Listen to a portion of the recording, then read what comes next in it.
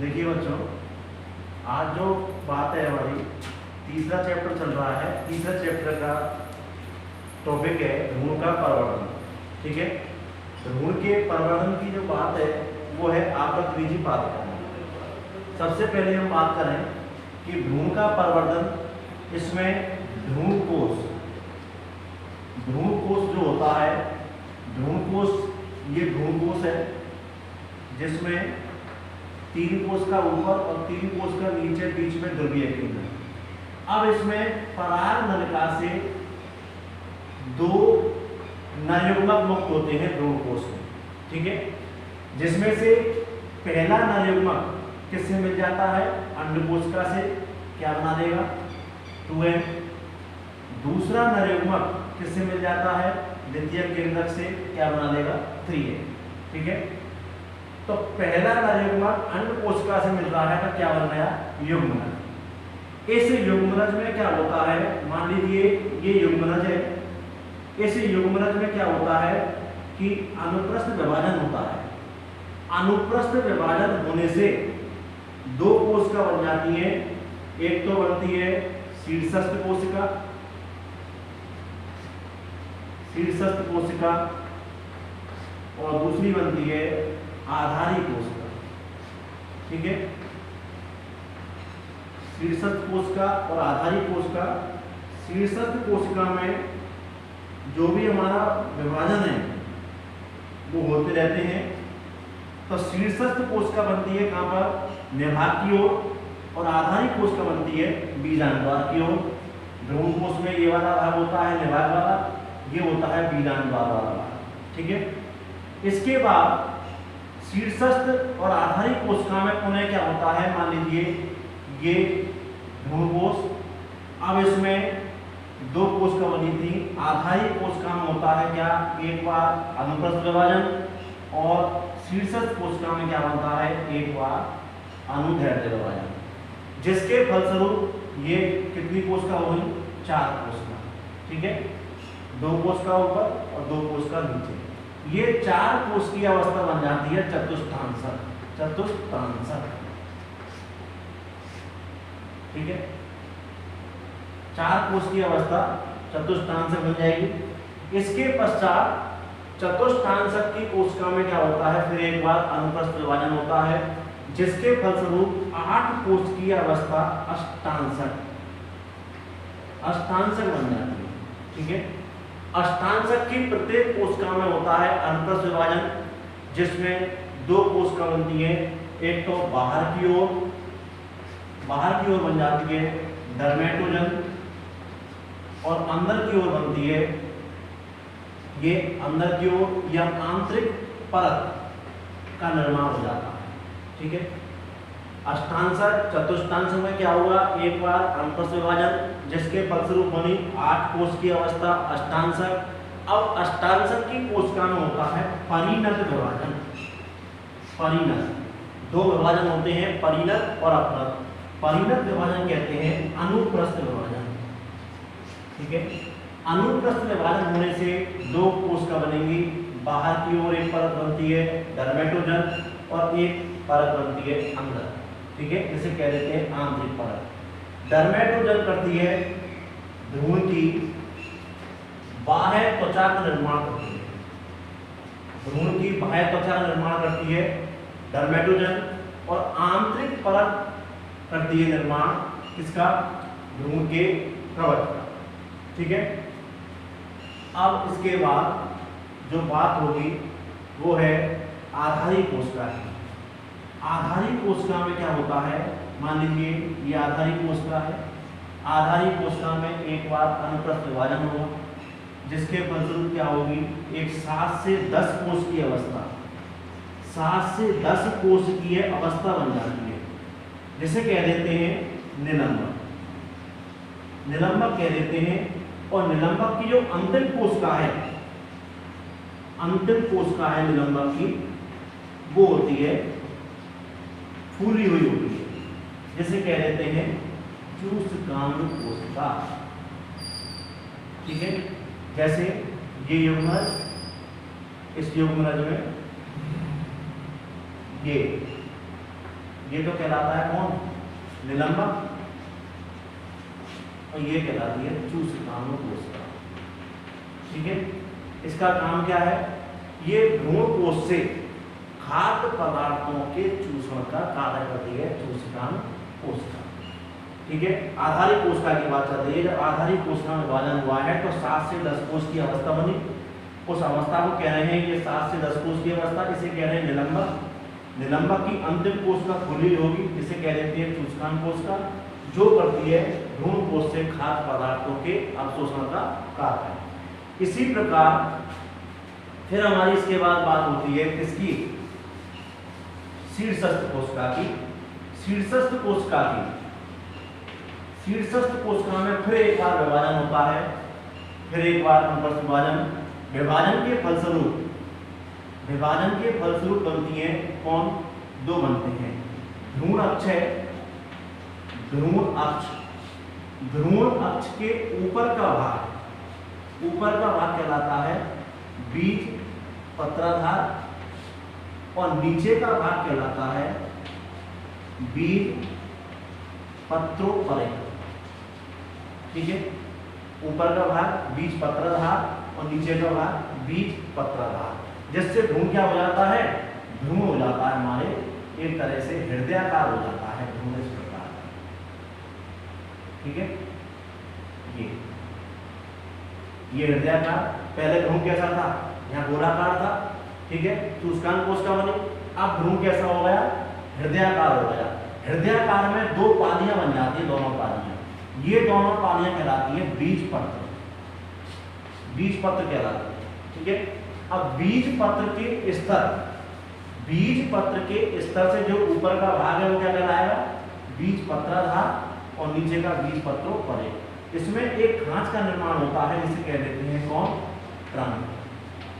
ठीक है, प्रांगण निर्माण करता है किसका, प्ररोतंत्र का,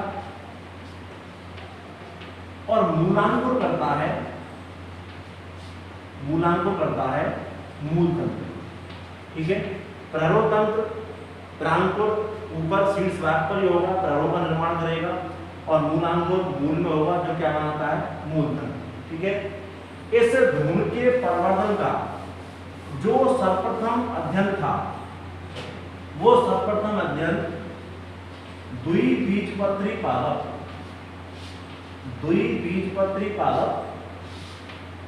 कौन सा,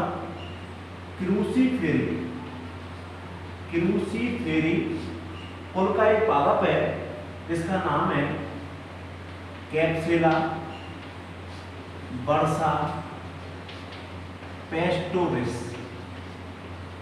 ठीक है, ये पादप का नाम है, सामान्य नाम से कहते हैं इसे शेफर्ड पर्स के नाम से जाना जाता है। इसे पर्स की आकृति का है ये। ठीक है, इसका जो अध्ययन किया है इस पादप का, वो किया है हेंस्टीन ने 1840 में। ठीक है, तो इस प्रकार ये भ्रूण का प्रवर्धन है।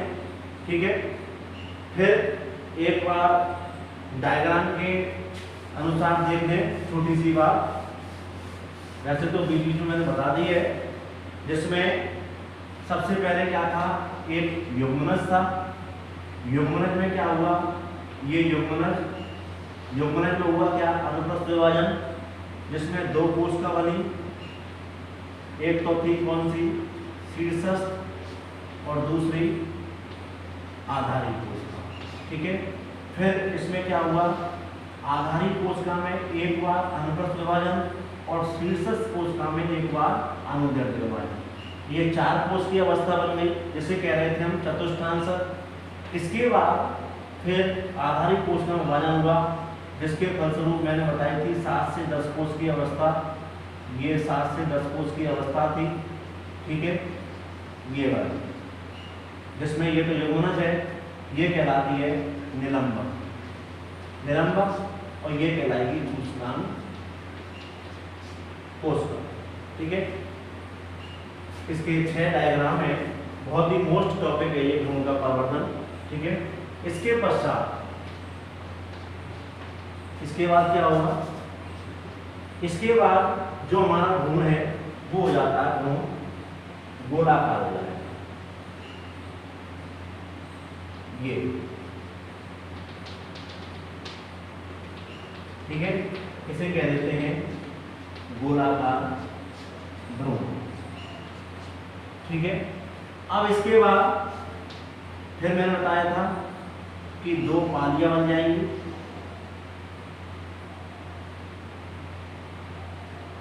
ये दोनों पालियां, ठीक है, ये कहलाती हैं कौन? बीजपत्र। ठीक है, बीजपत्र। अब इसके बाद फिर अंत में जो भाग बनेगा वो ये भ्रूण, ये निलंबक। ठीक है, फिर इसमें दोनों पालियां वो दो बीजपत्र बनाते हुए ये बन जाता है कौन? भ्रूण। ठीक है, इसमें कौन सा हो जाए? ये कहलाता है हृदयाकार भ्रूण, जिसमें दो पालियां बन जाएं, और ये कहलाता है परिपक्व भ्रूण। ठीक है, तो ये हमारा टॉपिक है भ्रूण का प्रवर्धन, बहुत ही मोस्ट टॉपिक है। ठीक है, युग्मनज। युग्मनज कहाँ से आया? जो पराग नलिका से दो नरयुग्मक गए थे भ्रूण कोश में, उनमें से एक नरयुग्मक मिल गया किससे? अंडकोशिका से। उसने क्या बना लिया? युग्मनज। ठीक है, युग्मनज में फिर अनुप्रस्थ विभाजन हुआ, दो कोशिका बनी, फिर चार कोशिका बनी, चतुष्टांशक, चतुष्टांश में विभाजन हुआ, 8 कोशिका, अष्टांशक, अष्टांशक ने 2 कोशिका बनाई, डर्मेटोजन, जिसमें क्या हुआ? परिणत विभाजन हुआ। परिणत कहते हैं अनुप्रस्थ को, परिणत माने अनुप्रस्थ। ठीक है, जिसमें 2 कोशिका बनी, बाहर की ओर डर्मेटोजन और अंदर आंतरिक परत। ठीक है, इसके पश्चात में 7 से 10 कोश की अवस्था, आधारी कोशिका में विभाजन फलस्वरूप निलंबक, सूचकांक, ये जिससे गोलाकार भ्रूण है, फिर हृदयाकार और परिपक्व भ्रूण। इस प्रकार ये भ्रूण का परिवर्तन हो जाता है। ये मैंने बात बताई थी कि भ्रूण के परिवर्तन का अध्ययन किसने किया था? कि द्विबीजपत्री पादप क्रूसीफेरी। क्रूसीफेरी एक फैमिली है, कुल है। इसका जो पादप है उसका नाम है कैप्सेला बर्सा पेस्टोरिस, सामान्य नाम कहते हैं शेफर्ड पर्स।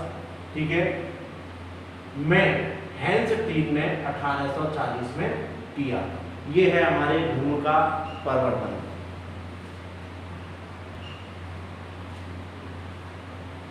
भ्रूण के परिवर्तन के बाद बात आती है बीज के विकास की। बीज का विकास, तो देखिए सबसे पहले हमारी बात चल रही थी बीजांड की, बीजांड के बाद बात हुई भ्रूण की। ठीक है, अब बात आ रही है बीज की।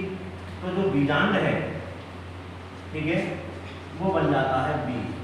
ठीक है, बीजांड से बीज और अंडाशय से क्या बन जाता है? फल बन जाता है। अब जो बात हमारी बीजांड में थी वो बीज में क्या हो जाती है? परिवर्तित हो जाती है, बदल जाती है। ठीक है, जैसे सबसे पहले बीजांड में क्या थे? अध्यावरण थे, अध्यावरण। ठीक है, जिससे हम कह रहे थे क्या? एक तो बाह्य अध्यावरण और दूसरा अंत्य अध्यावरण। ठीक है, बाह्य अध्यावरण और अंत्य अध्यावरण। बाह्य अध्यावरण ये बीजांड की बात है, और बीज की बात देखें तो क्या बना लेंगे? ये बना लेंगे बाह्य बीज जोड़ और अंत्य बीज जोड़। ठीक है, इसका नाम है टेस्टा और इसका नाम है टैग।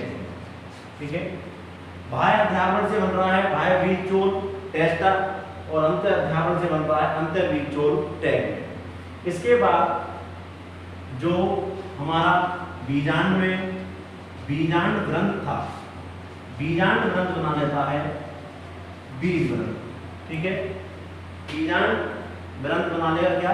बीज ग्रंथ। बीज ग्रंथ के बाद जो शेष बीजांड है वो काम आता है भ्रूण के विकास में या भ्रूणीय विकास में। ठीक है, अब भ्रूणीय विकास के बाद बीजांड काय का शेष बचा भाग, शेष बचा हुआ भाग है वो क्या कहलाता है? वो कहलाता है परिभ्रूणकोश, या जिसे कह देते हैं पेरिस्पर्म या परिचर। ठीक है, परिभ्रूणकोश। एग्जाम्पल देखें तो परिभ्रूणकोश का एग्जाम्पल है जैसे काली मिर्च। ठीक है, काली मिर्च के ऊपर एक आवरण बनता है, वो तो कौन है? परिभ्रूणकोश है, एक झिल्ली है। ठीक है, और उसके अंदर कौन है? भ्रूणकोश। अब कुछ पौधों में एक मांसल खाने योग्य भाग पाया जाता है। ठीक है, जिसे कह देते हैं एरल। ये बहुत ही एक नंबर का मोस्ट क्वेश्चन है, एरल किसे कहते हैं? एरल कहलाता है खाने योग्य भाग। जैसे आपने लीची देखी होगी, लीची के बाहर का जो छिलका है वो बाह्य आवरण कहलाएगा, अंदर इसके बाद कौन है? गुदा है, फिर गुठली है। जो खाने योग्य भाग कौन है? वो गुदा है, वो क्या कहलाता है? एरल। ठीक है, इसी प्रकार कुछ एक बीजपत्री पादप हैं जिनमें बीजांड द्वार वाले छोर पर, बीजांड द्वार वाले छोर पर एक पिलर नुमा संरचना पाई जाती है, जिसे कह देते हैं ओपर्कुलम। ठीक है, ओपर्कुलम। इसी प्रकार एक फैमिली आती है यूफोर्बिएसी। यूफोर्बिएसी कुल के पादपों में वो बीजांड द्वार के छोर पर एक संरचना पाई जाती है, जिसे कह देते हैं कैरेंकल। ठीक है, तो ये थी बात बीज के विकास की। भ्रूण का परिवर्तन हुआ, बीज का विकास। बीज के विकास में मैंने बताई कि बीजांड से बन जाता है बीज और अंडाशय से बन जाता है क्या? फल। जो परिवर्तन हमारे बीजांड में थे, अब जब बीज बन रहा है तो क्या हो जाएंगे? बीज। जैसे बीजांड में क्या था? बाह्याध्यावरण और अंत्याध्यावरण। तो बीज में क्या बनेगा? बाह्य बीज चोल, जिसे कह देते हैं टेस्टा, और अंत्याध्यावरण से अंत्य बीज चोल टैगमेन। ठीक है, तो इसमें ये बातें हैं याद रखने की। टेस्टा किसे कहते हैं? टैगमेन किसे कहते हैं? बीजांड ग्रंथ से क्या बनता है? बीज ग्रंथ बनता है। ठीक है, परिभ्रूणकोश किसे कहते हैं? ओपर्कुलम है, और एक एरल। ये एक एक नंबर के सवाल बनते हैं इसमें। ठीक है, आज की जो बात है वो भ्रूण के परिवर्तन और बीज के विकास। ठीक है, ओके। देखिए, भ्रूण के परिवर्तन की बात हुई, बीज के विकास की बात हुई। इससे ही एक रिलेटेड जुड़ा हुआ टॉपिक है कि बीजांड से बीज बनने तक की अवधि में होने वाले परिवर्तन। वैसे तो बीज का विकास हमने पढ़ लिया है, जो परिवर्तन वहां बताए थे वो यहाँ है, लेकिन यहाँ एक सारणी के रूप में बता रहे हैं 4-5 परिवर्तन। जैसे नंबर 1, बीजांड के भाग में, बीजांड में था क्या? बाह्य अध्यावरण। बाह्य अध्यावरण, तो बीज में क्या बन जाएगा? बाह्य बीज चोल, जैसे क्या कह रहे थे हम? टेस्टा। ठीक है, दूसरा है अंत्य अध्यावरण। ये क्या बन जाएगा? अंत्य बीज चोल टैगमेन। ठीक है, तीसरी बात है हाइलम या बीजांड ग्रंथ। बीजांड ग्रंथ ये क्या बना लेता है? बीज ग्रंथ। ठीक है, इसके बाद बीजांड में बात थी प्रतिमुखी कोशिकाएं, जो निवाहक की ओर थी, प्रतिमुखी सेल, और दूसरी थी सहायक कोशिकाएं। ठीक है, ये दोनों ही कोशिकाएं क्या होंगी? बीजांड में तो मौजूद है, लेकिन बीज में क्या होती हैं? अपघासित हो जाती हैं, नष्ट हो जाती हैं। ठीक है, बीजांड में जो शेष बचा हुआ भाग था वो क्या था? बीजांड काय, और यहाँ क्या कहलाएगा? परिभ्रूणकोश। काली मिर्च में जो बात हुई थी, तो ये कुछ 5-6 परिवर्तन है बीजांड से बीज बनने तक की अवधि परिवर्तन। ये बीज के विकास में भी बात हो चुकी है, यहाँ तक ये बात देखी है, वहां पढ़े चाहे यहाँ पढ़े। ठीक है, इसके बाद जो बात आएगी हमारी बीज के प्रकार की, बीज के प्रकार की बात कल करें। ओके।